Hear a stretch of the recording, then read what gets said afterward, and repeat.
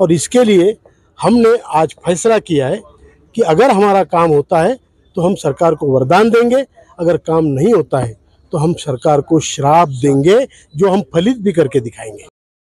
आज जंतर मंतर पहुंचे हैं आप अपनी मांगों के लिए। आज का दिन चिन्हित किया गया था कि आज आपकी मांगे जो है वो मानी जाएंगी। क्या लग रहा है आज जंतर मंतर पहुंचे? नहीं, ऐसा तो नहीं था कि आज हमारी मांगे मानी जाएगी।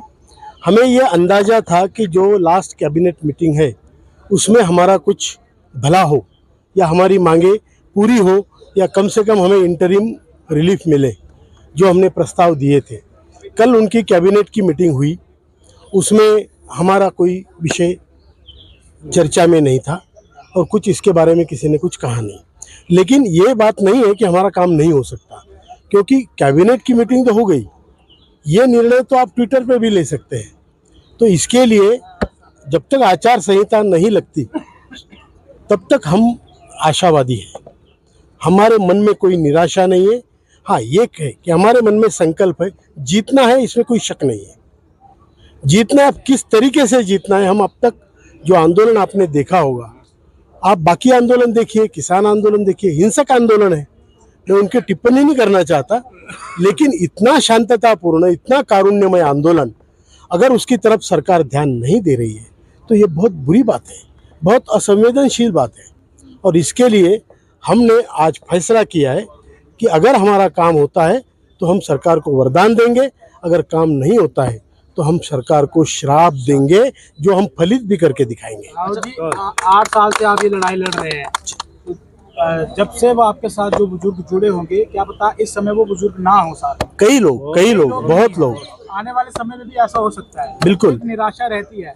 कब से आप ये लड़ाई लड़ रहे हैं, लेकिन अभी तक मैं बहुत अच्छा सवाल किया आपने। मैं बता रहा हूँ कि जब से हमने आंदोलन शुरू किया, जो हमारे कंधे से कंधे लगा के ऐसे खड़े होते थे, आज वो नहीं है इस दुनिया में। कई लोग, हजारों लोग, आज ये सभा में वो दिखते हैं, दूसरी सभा में पता चला वो है ही नहीं।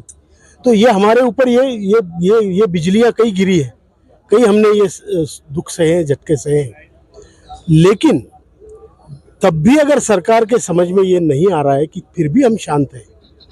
किसी के शांत होने का मतलब ये नहीं है कि वो कमज़ोर है। कोई अगर शांतता से बात कर रहा है, कोई अगर शांतता से अपनी मांग रहा है, तो उसको आप कमज़ोर मत समझिए, क्योंकि ये रिजॉल्व है। इन सभी लोगों का एक संकल्प है कि हमको जीतना है। इस सिस्टम को हम अपने आप को मरेंगे लेकिन चीट नहीं करने देंगे। इनके साथ धोखाधड़ी हुई है, चीटिंग हुई है पूरी ज़िंदगी, और उसका बदला लेने का अब समय है।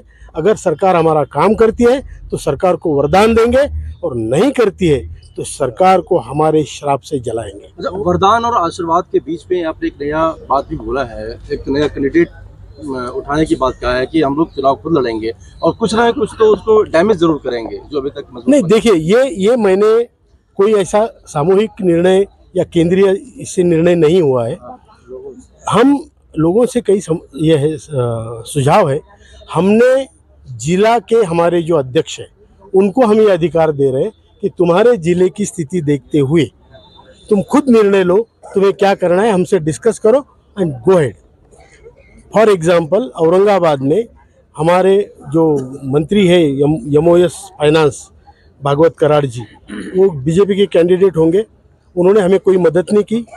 उन्होंने हमारे एक आदमी ने जो उनकी सभा में था, उन्होंने पूछा, क्योंकि हमने उनको मदद की है, उनकी सभाएं ली हमने। जन संवाद यात्रा में कोई नहीं आ रहा था उनकी सभा में, हमने सभाएं की उनकी 10-10 हज़ार लोगों की।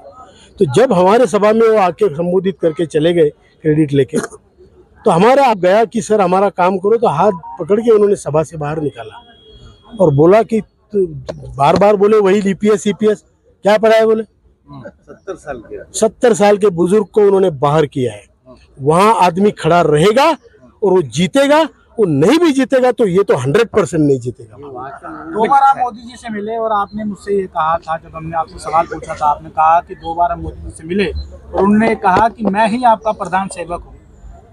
बिल्कुल सही बात है। आपके प्रधान सेवक हैं तो अब तक आपको तो न्याय मिल जाना चाहिए था। प्रधानमंत्री मोदी अगर आपके प्रधान सेवक, जो सवाल आपका है वही सवाल मेरा भी है कि अब तक हमें न्याय मिलना ही चाहिए था। कमांडर साहब, कहीं ना कहीं आपका जो चुनाव का फैसला और रणनीति आप सरकार के खिलाफ बना रहे हैं, ये कहीं जल्दी नहीं है कि आपका जो है सारा वो जो आपने दिया मेमोरेंडम प्रपोजल वो पटल पे है, आज या कल में अनाउंस तो हमने अभी तक ये फैसला कहाँ किया है? मैं आपको ये बता रहा हूँ कि हमें आज तक आशान्वित है, और जब तक आचार संहिता लगती है तब तक हम आशान्वित हैं।